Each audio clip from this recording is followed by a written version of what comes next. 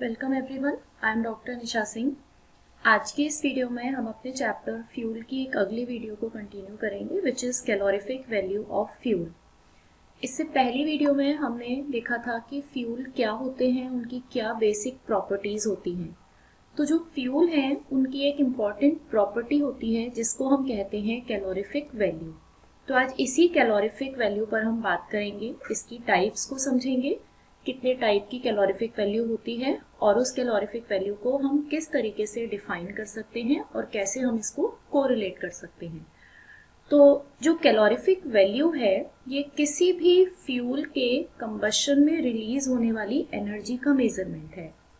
यानी कि जब भी हम किसी यूनिट मास ऑफ फ्यूल को कंबस्ट करते हैं, मतलब कि फ्यूल का कंबशन करते हैं, तो एनर्जी रिलीज होती है और उसी रिलीज्ड एनर्जी के मेजरमेंट को हम कैलोरीफिक वैल्यू की फॉर्म में मेजर करते हैं।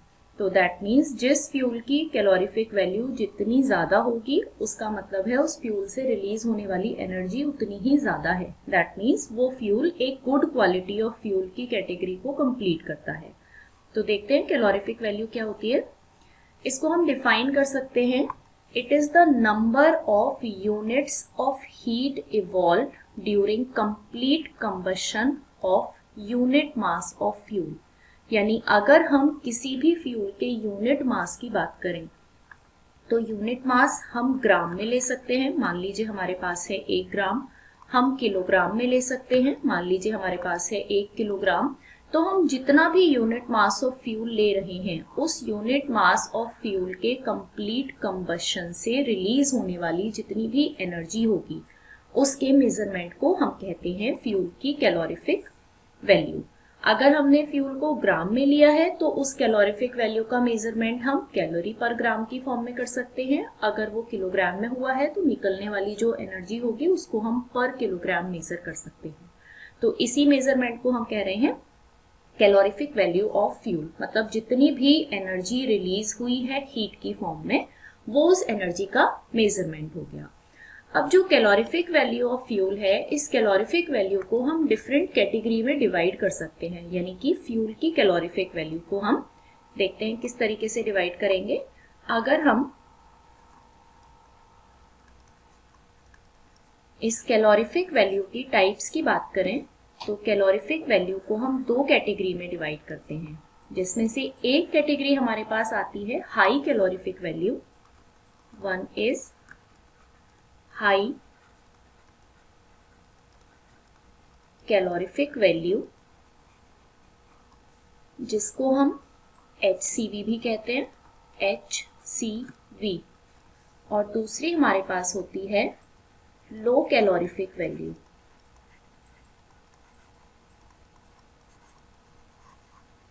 जिसको इन शॉर्ट हम कहते हैं LCV। अब ये जो हाई और लो कैलोरीफिक वैल्यू है इनको हम एक और तरीके से रिप्रेजेंट कर सकते हैं। हाई कैलोरीफिक वैल्यू को हम कहते हैं ग्रॉस कैलोरीफिक वैल्यू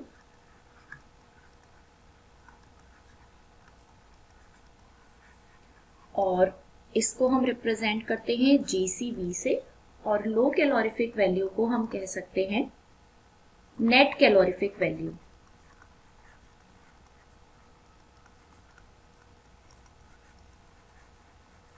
इसको हम रिप्रेजेंट करते हैं NCV से। तो कैलोरीफिक वैल्यू हमारे पास 2 टाइप की हुई, पहली है हाई या ग्रॉस कैलोरीफिक वैल्यू और दूसरी है लो और नेट कैलोरीफिक वैल्यू। अब इन दोनों तरीके की कैलोरीफिक वैल्यू में क्या डिफरेंस होता है और किस तरीके से हम इसको मेजर कर सकते हैं। तो जो कैलोरीफिक वैल्यू हम कैलकुलेट करते हैं वो हम फ्यूल के कंप्लीट कंबशन से कैलकुलेट करते हैं। तो इन जनरल जब हम किसी भी फ्यूल का कंबशन करते हैं तो दैट मीन्स फ्यूल को हम ऑक्सीजन या एयर की प्रेजेंस में इसका कंबशन कर रहे हैं, द प्रोसेस ऑफ कंबशन। तो हमें 2 चीज़ें मिलती हैं। एक तो हमें मिली एनर्जी, जो एनर्जी हमारी हीट, लाइट, साउंड किसी भी फॉर्म में है, मैक्सिमम अमाउंट हमारे पास हीट एनर्जी का होता है। और इसके साथ में हमें मिलते हैं प्रोडक्ट्स जिनको हम कहते हैं products of combustion.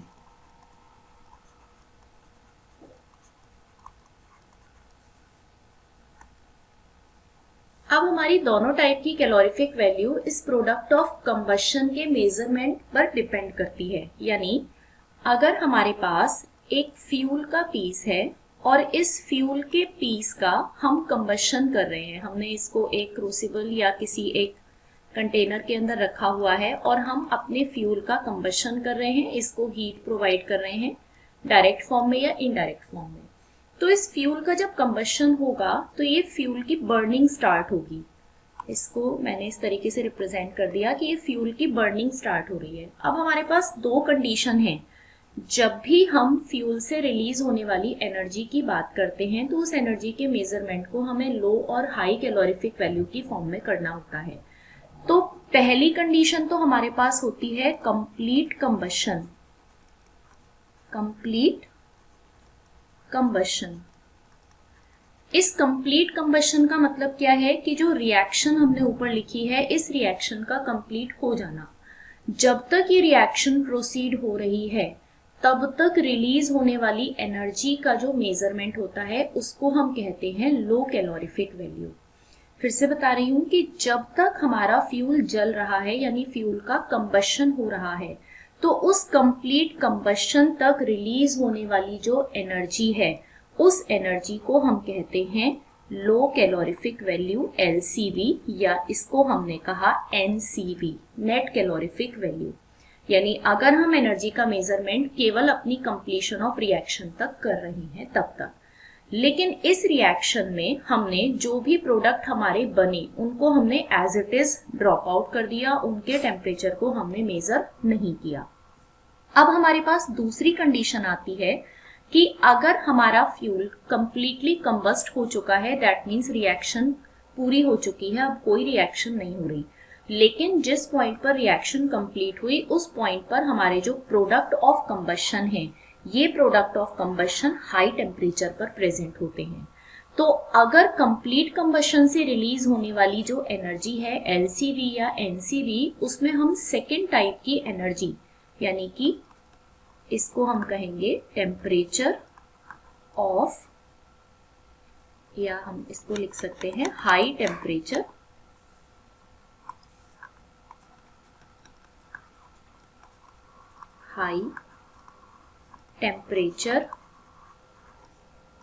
Of products. तो हाई टेम्परेचर ऑफ प्रोडक्ट्स का क्या मतलब है कि जब हमारा कंप्लीट कंबशन हो गया तो जो प्रोडक्ट हमारे पास हैं वो प्रोडक्ट जल नहीं रहे हैं, लेकिन उनका जो टेम्परेचर है वो रूम टेम्परेचर नहीं है। तो दैट मीन्स जब हमने फ्यूल का कंबशन स्टार्ट किया तब हमारे पास कंडीशन थी रूम टेम्परेचर की। उस कंबशन से ये पहुंचा हाई टेम्परेचर पर जब हमने इसका कंबशन किया। तो पहली कंडीशन में जब हमने कंप्लीट कंबशन तक की एनर्जी की बात करी है, हम मेजर कर रहे हैं LCV को, यानी रूम टेम्परेचर से हाई टेम्परेचर तक। लेकिन अगर हम GCV की बात करें तो उस हाई टेम्परेचर ऑफ प्रोडक्ट्स को भी हम अपनी कैलकुलेशन में ऐड करेंगे। तो दैट मीन्स हम क्या करेंगे कि हम इस कंप्लीट कंबशन में इस हाई टेम्परेचर ऑफ प्रोडक्ट्स की वैल्यू को ऐड कर देंगे, और ऐड करने के बाद जो रिजल्ट हमें मिलेगा वो रिजल्ट किसका होगा, वो रिजल्ट होगा GCV का। यानी तब हम उसको कहेंगे ग्रॉस कैलोरीफिक वैल्यू और high calorific value. That means अब हम कैलकुलेशन कहाँ से कहाँ तक करेंगे, पहले हम रूम टेम्परेचर से हाई टेम्परेचर तक गए, यानी उसका फ्यूल का कंप्लीट कंबशन हुआ, और फिर हाई टेम्परेचर पर जो प्रोडक्ट है उनको रूम टेम्परेचर तक आने में जितनी एनर्जी उन्होंने रिलीज की उस एनर्जी को भी अगर हम अपनी टोटल एनर्जी यानी पहली लो कैलोरीफिक वैल्यू एनर्जी के अंदर अगर ऐड कर दें तो दैट मीन्स हमारे पास जो टोटल अमाउंट आएगा वो क्या कहलाएगा, वो कहलाएगा ग्रॉस कैलोरीफिक वैल्यू। तो इसको हम इन जनरल कैसे रिप्रेजेंट कर सकते हैं, हमारे पास है फ्यूल एट रूम टेम्परेचर, इस फ्यूल का हमने किया combustion, products at high temperature.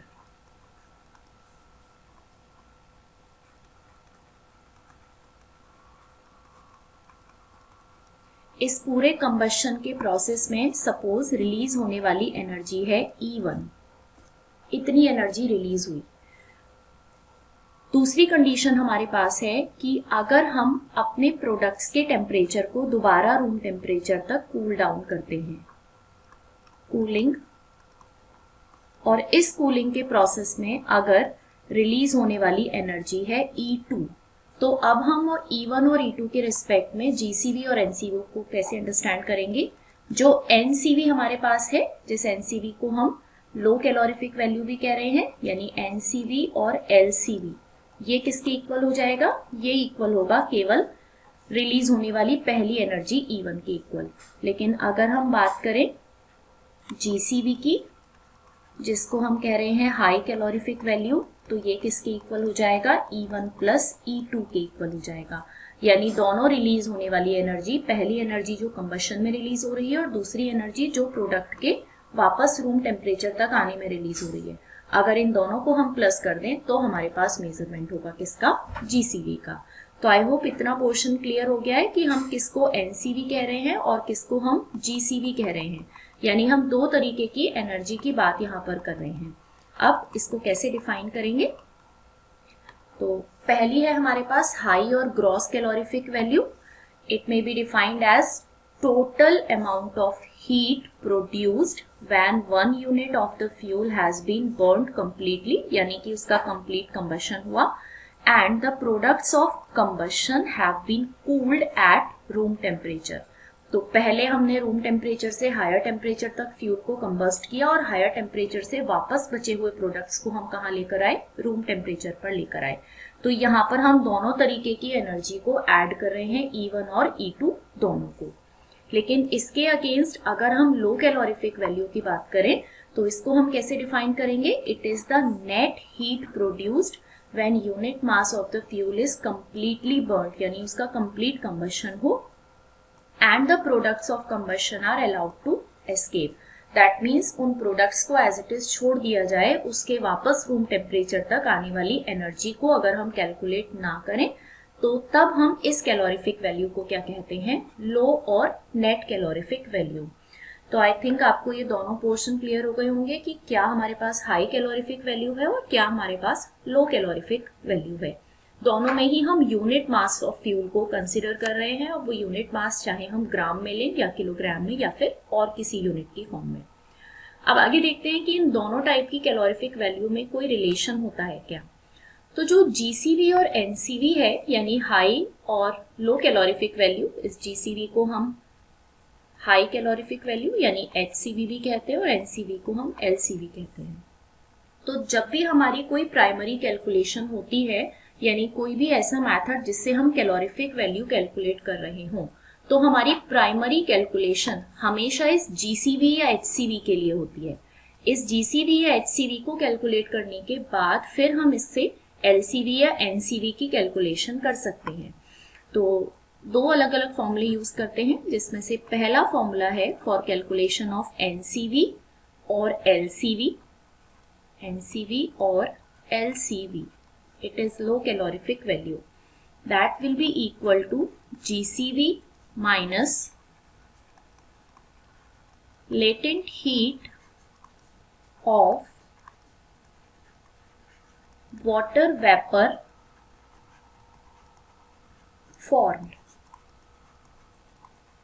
That means जो भी वैल्यू हमें गिवन होगी उस वैल्यू के बेसिस पर हम GCV में से latent heat of water form जितना भी होगा वो हम माइनस करेंगे, तो हमारे पास वैल्यू निकल कर आएगी NCV की। तो ये तो सिंपल सा फॉर्मूला है, लेकिन इसके अगेंस्ट अगर हम दूसरे रिलेशन की बात करें तो सेकेंड फॉर्मूले में हमारे पास वैल्यू होती है NCV, जिसको हम LCV भी कह रहे हैं, is equal to GCV minus 0.09 H into latent heat of steam. अब यहाँ दोनों फॉर्मूले में हमने माइनस किया है किसको, जो पहला वाला फॉर्मूला था उस पहले वाले फॉर्मूले में हमने माइनस किया था latent heat of water vapour formed, क्यों माइनस किया? क्योंकि फ्यूल की कंबशन में जितना भी वाटर वेपर बनेगा वो वाटर वेपर हमेशा फ्यूल की कैलोरीफिक वैल्यू को रिड्यूस करने का काम करता है। जैसे कि अगर हमने कोई फ्यूल जलाया तो उस जले हुए फ्यूल के ऊपर अगर हम थोड़ा सा अमाउंट ऑफ पानी डाल दें तो वो क्या करेगा, उस आग को बुझाने की कोशिश करेगा, यानी उससे रिलीज होने वाली एनर्जी को कम करने की कोशिश करेगा। तो इसलिए यहाँ पर भी हमने वाटर वेपर की जितनी लेटेंट हीट है उसको माइनस किया है। बिल्कुल इसी तरीके से इस दूसरे फॉर्मूले में हमने लेटेंट हीट ऑफ स्टीम को माइनस किया है। अब लेकिन ये लेटेंट हीट ऑफ स्टीम किसके रेस्पेक्ट में माइनस कर रहे हैं? हाइड्रोजन के रेस्पेक्ट में। तो ये जो H है, यानी इस फॉर्मूले में H is percentage of hydrogen, percentage of hydrogen. ये परसेंटेज ऑफ हाइड्रोजन क्या काम करेगी? फ्यूल के अंदर जब हम फ्यूल के एनालिसिस करते हैं तो हम अलग अलग तरीके के एलिमेंट्स की परसेंटेज निकालते हैं, जैसे कार्बन, हाइड्रोजन, नाइट्रोजन, सल्फर। तो उन्हीं में से एक एलिमेंट हमारे पास है हाइड्रोजन। इस हाइड्रोजन की परसेंटेज के रेस्पेक्ट में उसका 9 गुना यानी 9 टाइम्स परसेंट को हम माइनस करते हैं, और परसेंट के साइन को यहाँ से हटाने के लिए हमने 100 से डिवाइड किया, यानी 0.09 की फॉर्म में इसको कन्वर्ट किया। तो इसको हम क्यों कर रहे हैं? बिकॉज अगर हम अपनी रिएक्शन देखें तो उस रिएक्शन के अकॉर्डिंग 1 पार्ट हाइड्रोजन या 1 पार्ट बाय वेट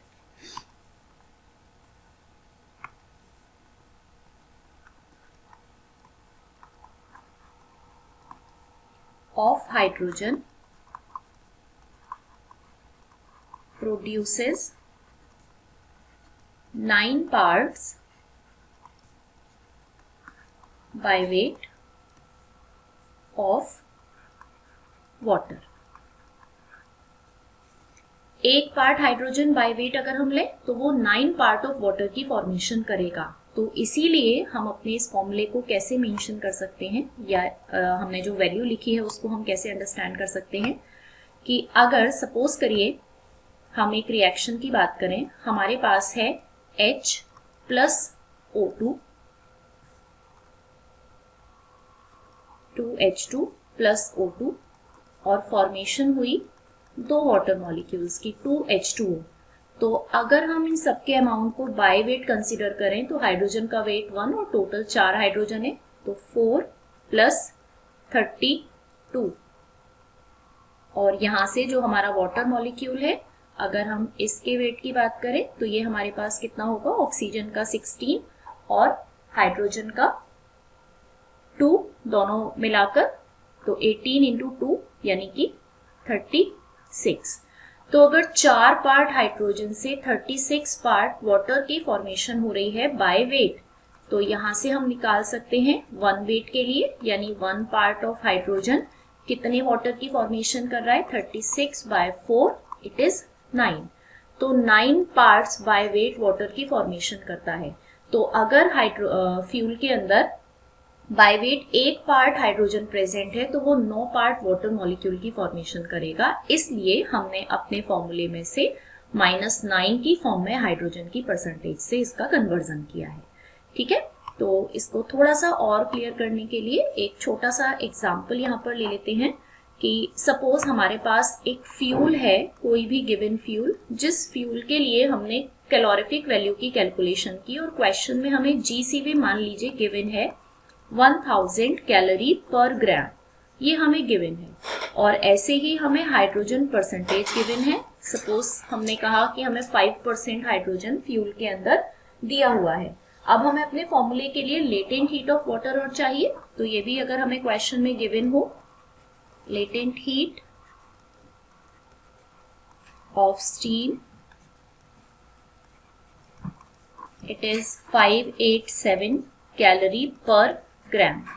ये तीनों चीजें हमें किसी क्वेश्चन में गिवन है और हमसे पूछा जाए कि आपको NCV यानी नेट कैलोरीफिक वैल्यू की कैलकुलेशन करनी है, तो हम सबसे पहले अपना फॉर्मूला मेंशन करेंगे। NCV is equal to GCV minus 0.09H into latent heat of steam.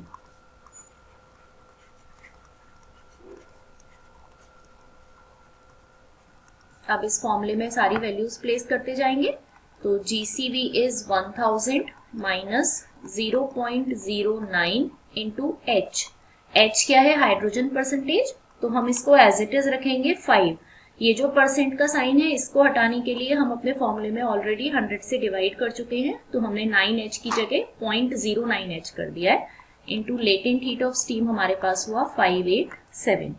जब हम इसको कैलकुलेट करेंगे तो हमारे पास वैल्यू आएगी 1000 minus 264.15 and after subtracting it we will get 735.85 calorie पर ग्राम। तो ये हमारे पास आंसर निकल कर आया। तो आई होप आपको ये समझ में आया होगा कि अगर हमें GCV दिया हुआ है तो हम किस तरीके से NCV की कैलकुलेशन कर सकते हैं। तो इस पूरे लेक्चर में आपने समझा क्या हमारे पास कैलोरीफिक वैल्यू होती है, what do we understand by calorific value, हम किस तरीके से कैलोरीफिक वैल्यू को डिफरेंट पार्ट्स में डिवाइड करते हैं, हाई और लो कैलोरीफिक वैल्यू की फॉर्म में, E1 और E2 की फॉर्म में मैंने आपको बताया कि हम किस तरीके से अपनी कैलकुलेशन करते हैं GCV और NCV को अंडरस्टैंड करने के लिए। GCV आपने समझा हाई कैलोरीफिक वैल्यू, जिसमें हम प्रोडक्ट्स के रूम टेम्परेचर तक आने पर रिलीज होने वाली हीट को भी ऐड करते हैं, लेकिन लो कैलोरीफिक वैल्यू में हम केवल कंप्लीट कंबशन तक की रिलीज होने वाली एनर्जी को काउंट करते हैं। आपने दोनों का कोरिलेशन देखा, NCV और GCV किस तरीके से एक दूसरे के साथ जुड़े हुए हैं। NCV को हम कैलकुलेट कर सकते हैं with the help of two formulas, one is GCV minus latent heat of water form और दूसरा हमारे पास है GCV minus 0.09H into latent heat of steam form. उसके बाद मैंने आपको रिएक्शन की हेल्प से अंडरस्टैंड कराया कि कैसे आप 1 पार्ट और 9 पार्ट को कोरिलेट कर सकते हैं, और आपने साथ में देखा एक छोटा सा एग्जाम्पल। तो आई होप आपको ये पूरा पोर्शन अच्छे से समझ में आया होगा। अगर आपका कोई डाउट है तो आप उसको कमेंट बॉक्स में लिख सकते हैं। Thank you so much.